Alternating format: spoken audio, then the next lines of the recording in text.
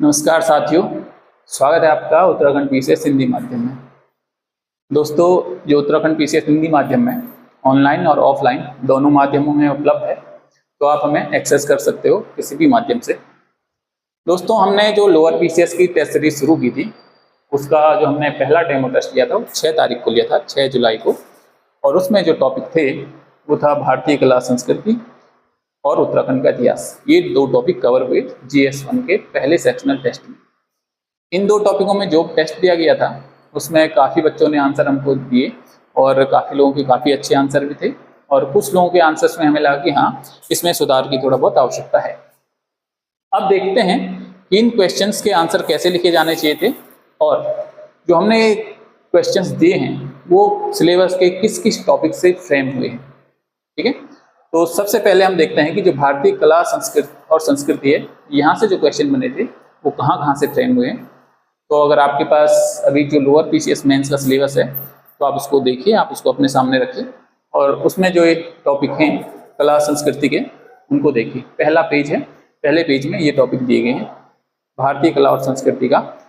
पहला तो टॉपिक है सिलेबस में आपकी, वो है भारतीय कला के आयाम, साहित्य, चित्रकला और संगीत। दूसरा टॉपिक है भक्ति सूफी आंदोलन एवं उसके व्यक्तित्व। तीसरा टॉपिक है सामाजिक धार्मिक सुधार आंदोलन। चौथा टॉपिक है भारतीय स्थापत्य कला। और जो भारतीय कला के आयाम है उसके साथ साथ प्राचीन भारत से आधुनिक भारत तक के महत्वपूर्ण तत्वों को भी समाहित किया गया है। तो आओ देखते हैं कि हमने कहाँ कहाँ से कौन कौन से क्वेश्चन उठाए थे। तो पहला क्वेश्चन जो आपको दिया गया था वो दिया गया था कि बौद्ध धर्म के प्रमुख सिद्धांतों का वर्णन कीजिए। पहला क्वेश्चन ये था। देखो कौन से टॉपिक से ये क्वेश्चन बना है, ये बना है सामाजिक धार्मिक सुधार आंदोलनों से। सबसे पहले सामाजिक धार्मिक सुधार आंदोलनों में क्या आते हैं, बौद्ध धर्म और जैन धर्म जैसे सुधारात्मक आंदोलन आते हैं। ठीक है, इन्होंने बाद में क्या किया, एक रिलीजन ही स्थापित कर दिया, लेकिन प्रारंभ में क्या हुए थे, धार्मिक सुधार या सामाजिक सुधार के तौर पे आए थे हमारे समाज में। तो पहला क्वेश्चन यहाँ से फ्रेम हुआ है।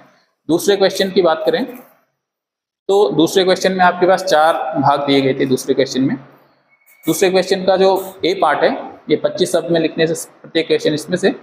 तो उसमें पहला क्वेश्चन है हड़प्पा नगर नियोजन। तो इसमें जितने भी क्वेश्चन है दूसरे भाग में वो सारे हैं भारतीय स्थापत्य कला से संबंधित। पहला क्वेश्चन है हड़प्पा नगर नियोजन, इसमें हड़प्पा नगर नियोजन के बारे में बात की जा रही थी। और दूसरा है अजंता की गुफाएं। तीसरा है मंदिर निर्माण की नागर शैली। और चौथा है इंडो इस्लामिक वास्तुकला की विशेषताएं। यानी कि इससे भी हमने क्वेश्चन दे दिए हैं और इससे भी क्वेश्चन दिए थे, एक एक क्वेश्चन इससे कंप्लीट था। आइए अब देखते हैं तीसरा क्वेश्चन क्या है। तीसरा क्वेश्चन है मुगल कालीन चित्रकलाओं की प्रमुख विशेषताओं का वर्णन कीजिए। तो मुगल कालीन चित्रकलाओं की प्रमुख विशेषताएं कहाँ से आएगा, ये जो चित्रकला वाला टॉपिक हमारे पास आया है, हमारे सिलेबस में है, यहाँ से चित्रकलाओं की प्रमुख विशेषताओं के वर्णन के बारे में हमें क्वेश्चन दिया गया है। ठीक है, तो ऐसे क्वेश्चन इससे पहले पीसीएस में भी आ चुका है, मुगल का स्थापत्य कला आ चुका है। तो हो सकता है कि नेक्स्ट पेपर में आपको मुगल कालीन चित्रकला के बारे में पूछ सकते हैं। तो ये इंपॉर्टेंट क्वेश्चन हो जाता है, तो इस पर ध्यान दें आप। इसके बाद जो अगला क्वेश्चन है, अगले क्वेश्चन में जो है टिप्पणियां करनी थी, फिर 25 शब्द के क्वेश्चन थे, और इसमें है चोलकालीन मूर्तिकला। जो चोलकालीन मूर्तिकला है वो भारतीय कला के आयाम के अंतर्गत आ जाता है। आपको पता होगा कि जो भारतीय कला है या कोई भी कला है उसके आयाम क्या क्या होते हैं। आयाम 2 प्रकार से हो सकते हैं। एक तो होता है क्या, दृश्य आयाम, और दूसरा परफॉर्मेंस आर्ट। ठीक है, परफॉर्मेंस यानी कि आप परफॉर्मेंस आर्ट ही समझ लो। दृश्य आर्ट में क्या होता है, जैसे जो स्थापत्य कला हो गया, मूर्ति कला, ठीक है, चित्रकला, यानी कि इसको हम क्या कर सकते हैं, देख सकते हैं। और जो परफॉर्मेंस आर्ट है, परफॉर्मेंस आर्ट को हम क्या कर सकते हैं, सिर्फ महसूस कर सकते हैं। परफॉर्मेंस आर्ट जैसे संगीत हो गया, नृत्य हो गया, ऐसी चीजें आती हैं परफॉर्मेंस आर्ट में। तो हमारे पास सिलेबस में आयाम दिया गया है, तो आयाम में हमने क्या कर दिया, मूर्तिकला को कवर कर दिया, और मूर्तिकला से रिलेटेड आपके पास चोलकालीन मूर्तिकला से क्वेश्चन आया हुआ है। तो अगला क्वेश्चन देखें। अगला क्वेश्चन है भारतीय लोक चित्रकलाएं। तो ये फिर इसी चित्रकला से क्वेश्चन बना हुआ है। अगला क्वेश्चन है भारतीय शास्त्रीय भाषाएं, फिर साहित्य से क्वेश्चन आपका बना हुआ है। अगला क्वेश्चन है रामानंद। रामानंद है भक्ति सूफी आंदोलन के जो व्यक्तित्व हैं, यहाँ से ये क्वेश्चन बना। ओके, नेक्स्ट क्वेश्चन अगर इसमें बात करें तो इसमें भक्ति एवं सूफी आंदोलन की तत्कालीन भारतीय समाज को भक्ति और सूफी आंदोलन ने कैसे प्रभावित किया, ये एक क्वेश्चन था। तो ये क्वेश्चन सीधे सीधे इस वाले टॉपिक से बना हुआ था, तो आप ये देख सकते हो। ओके, नेक्स्ट जो क्वेश्चन इसमें है कला एवं संस्कृति का, ये क्वेश्चन थोड़ा टफ पड़ गया था। बहुत सारे एस्पायरेंट्स ने मुझसे बात की और उन्होंने कहा कि ये क्वेश्चन उन्हें थोड़ा टफ लगा। तो ये क्वेश्चन था, दक्षिण भारत में कला और साहित्य के विकास में कांची के पल्लवों के योगदान का मूल्यांकन कीजिए। देखो इसमें क्या है कि ये पुरातन इतिहास के साथ साथ हमारे कला और संस्कृति के साथ भी रिलेट होता है। इसमें जो है स्थापत्य कला, चित्रकला, संगीत, साहित्य सभी समाहित हो सकते हैं। तो इसलिए ये क्वेश्चन हमने डाला क्योंकि ये आपके हिस्ट्री के साथ साथ आर्ट एंड कल्चर को भी कवर करता है और ये चित्रकला, संगीत, साहित्य, स्थापत्य कला, ठीक है, सभी चीज़ों को कवर करता है, यानी कि ओवरऑल चीज़ें को ये कवर करता है। ओके, तो नेक्स्ट क्वेश्चन देखते हैं। अगला क्वेश्चन था कि वैदिक समाज और धर्म की मुख्य विशेषताएं क्या हैं और क्या आपको लगता है कि कुछ विशेषताएं अभी भी भारतीय समाज में प्रचलित हैं। तो जो ये 13वां क्वेश्चन था ये था प्राचीन भारत से आधुनिक भारत तक जो महत्वपूर्ण तत्व हैं इसके, उससे क्वेश्चन दिया गया था और ये आपने किया भी होगा और काफ़ी चीज़ें आप देखते भी होंगे ऐसे जो भारतीय इतिहास में भी हैं। तो चलो ये तो हो गई क्वेश्चन पेपर कहाँ से आया था, क्या क्या बना था। इसकी बात करें इसके बाद के टेस्ट कैसे आएंगे, तो इसके बाद के टेस्ट इसी तरीके से आएंगे जैसे हमने यहाँ सिलेबस वाइज आपको टॉपिक दिए हैं, वैसे ही प्रत्येक टेस्ट को सिलेबस वाइज हम कवर करेंगे। कोई आउट ऑफ सिलेबस आपको क्वेश्चन नहीं मिलेगा और बिल्कुल जो संभावित क्वेश्चन है उसके आधार पे हम क्वेश्चन बनाएंगे यहाँ पे। ओके, तो चलो देखते हैं, ये तो हम रही सिलेबस की बात और क्वेश्चंस की बात। अब देखते हैं हमारे टेस्ट में जो चीज़ें थी उनको कैसे टैकल किया जा सकता था।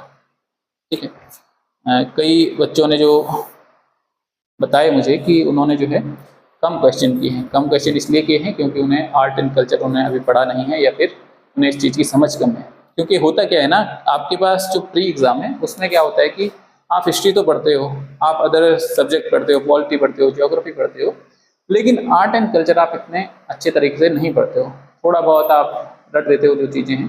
तो जो भी नए बच्चे अगर आर्ट एंड कल्चर के टॉपिक को पढ़ना चाहते हैं तो हमारे प्लेटफॉर्म पे कुछ प्लेलिस्ट बनी हुई है, वहाँ पे कुछ वीडियोस अवेलेबल हैं, वहाँ से देख सकते हो। या फिर जो चाहते हैं कि ऑफलाइन पढ़ना चाहें कला और संस्कृति को, तो ऑफलाइन भी आ सकते हैं। तो चलो ये सब बातें तो बात की हैं, अब बात करते हैं क्वेश्चंस की। तो सबसे पहले बात करते हैं, ये वाला क्वेश्चन था, पहला क्वेश्चन था, बौद्ध धर्म के प्रमुख सिद्धांतों का वर्णन कीजिए। ठीक है, तो अधिकांश बच्चों ने ये वाला क्वेश्चन बहुत बेहतर लिखा है और उनको अच्छे अंक भी इसमें प्राप्त हुए हैं, लेकिन बहुत से बच्चों ने इसको कुछ अच्छे तरीके से समझ नहीं पाए या फिर उन्होंने किया नहीं। ठीक है, तो एक बेहतर तरीका मैं आपको बताऊंगा। आपने में से लगभग काफ़ी बच्चों ने ठीक ठाक क्वेश्चन किया है, लेकिन एक तरीका कैसे फ्लो बनना चाहिए क्वेश्चन का, वो मैं आपको बताने की यहाँ पे कोशिश करूँगा। तो जो बौद्ध धर्म के सिद्धांत है ना, ये बौद्ध धर्म के सिद्धांत हैं 4 आर्य सत्यों पर आधारित हैं। इस पर आधारित है 4 आर्य सत्यों।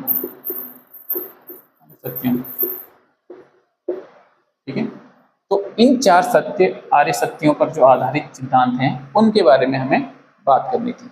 4 आर्य सत्य क्या हैं हमारे पास? पहला है दुख है, दुख है,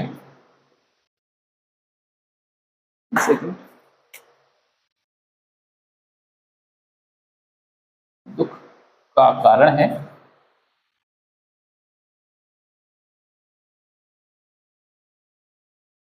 तीसरा है दुख का निवारण है,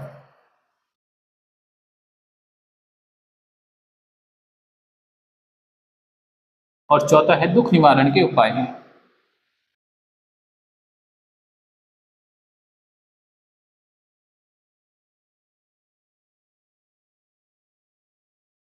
ठीक है, तो भगवान बुद्ध ने जब इन सिद्धांतों को बताया था तो उन्होंने कहा था कि हमारा जीवन कैसा है, हमारा जीवन बहुत छोटा है, बिल्कुल क्षणिकवाद है, भंगुर है, लेकिन इस भंगुरता के साथ साथ भी इसमें क्या है, बहुत ज़्यादा दुख है। तो इन्होंने क्या था, दुख है का एक जो है कॉन्सेप्ट दिया था और साथ ही साथ बोला था कि जो हमारा जीवन है वो कैसा है, क्षणिकवाद है, बिल्कुल छोटे उसमें स्पैन में खत्म हो जाता है। तो क्षणिकवाद का सिद्धांत भी दिया जीवन के लिए, क्षणिकवाद। ओके, तो आप रिलेट कर सकते थे कि जो 4 आर्य सत्य हैं उसमें जो दुख है, और दुख है यानी कि जीवन में दुख है, और जीवन कैसा है, क्षणिकवाद है, तो ये संबंध इससे रिलेट कर रहे हैं। दूसरा जो आता है दुख का कारण है। दुख का कारण है यानी कि दुख का कारण क्या होता है, जब भी हम अपना जीवन जीते हैं तो हम क्या करते हैं कि लोभ, लालच, मोह, माया, तृष्णा में घिरे रहते हैं, और उस कारण क्या होता है, हमें दुख का भोगी हम बनते हैं। तो इसके लिए भगवान बुद्ध ने एक कॉन्सेप्ट दिया, उन्होंने बोला प्रतीक्य समानुत्पाद।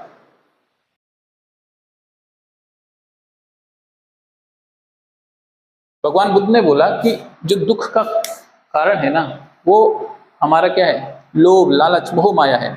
और प्रतीक्य समानुत्पाद में उन्होंने क्या कहा था कि प्रत्येक जो प्रभाव है उसका कुछ ना कुछ कारण होता है। यहाँ पे प्रभाव क्या है, दुख, कारण क्या है, कारण लोभ, लालच, मोह, माया है। ठीक है, तो एक सिद्धांत उन्होंने ये दिया था। तीसरा उन्होंने बताया कि दुख का निवारण है। दुख का निवारण कैसे होगा, जब हम ये लोभ, लालच, मोह, माया छोड़ देंगे।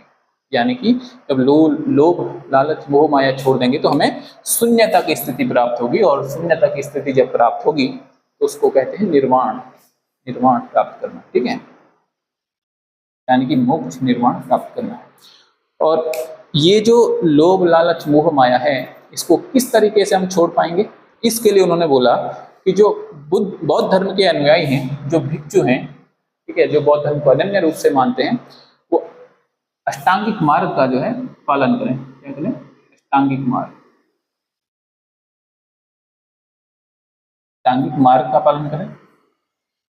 और जो व्यक्ति सामान्य जीवन जी रहा है, बौद्ध धर्म को थोड़ा बहुत अनुयायी है बौद्ध धर्म का, लेकिन अपने गृहस्थ जीवन को जी रहा है, तो उन्होंने बोला कि उसके लिए मध्यम मार्ग का एक कॉन्सेप्ट उन्होंने निकाला कि जब वो मध्यम मार्ग पर चलेगा तो क्या होगा कि उसके जीवन में जो बाधाएं हैं वो कम होंगी, और कहीं ना कहीं वो मोक्ष की तरफ जो है बढ़ेगा। तो उन्होंने बोला कि अपने जीवन में मध्यम मार्ग को अपनाने के लिए आपको पंच महाव्रत रखने होंगे। तो उन्होंने पंच महाव्रत का भी सिद्धांत दिया। तो पंच महाव्रत का भी सिद्धांत दिया। तो इस तरीके से आपने जो क्वेश्चन है उसको ऐसे टैकल करना था। इस तरीके से आप बनाते तो बेहतर आपको प्रभाव मिलता क्वेश्चन में, और बेहतर तरीके से आप कर सकते थे।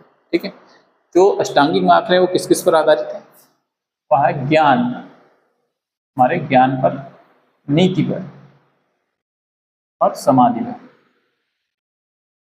यानी कि हमारी ज्ञान, नीति और समाधि क्या होनी चाहिए, सम्यक होनी चाहिए। और इन ज्ञान, नीति और समाधि को उन्होंने क्या दिए, 8 सिद्धांत दिए, और उसे अष्टांगिक मार्ग उन्होंने कहा। ओके, डन है। बाकी निष्कर्ष में बहुत सी चीज़ें आप लिख सकते थे। जो लोगों ने टेस्ट दिया है उन्हें हमने जो है मॉडल आंसर दे दी है। मॉडल आंसर में आप देख सकते हो कि कैसा इसका इंट्रो लिखा है और कैसा इसका कंक्लूजन लिखा है। तो अभी इसमें छोटी छोटी बातें ही हम डिस्कस करेंगे, ज़्यादा बहुत डेप्थ में इसको डिस्कस नहीं करेंगे।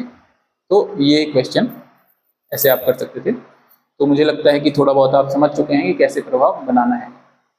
चलो अगला क्वेश्चन देखते हैं। दूसरा क्वेश्चन जो था वो भारतीय स्थापत्य कला से था।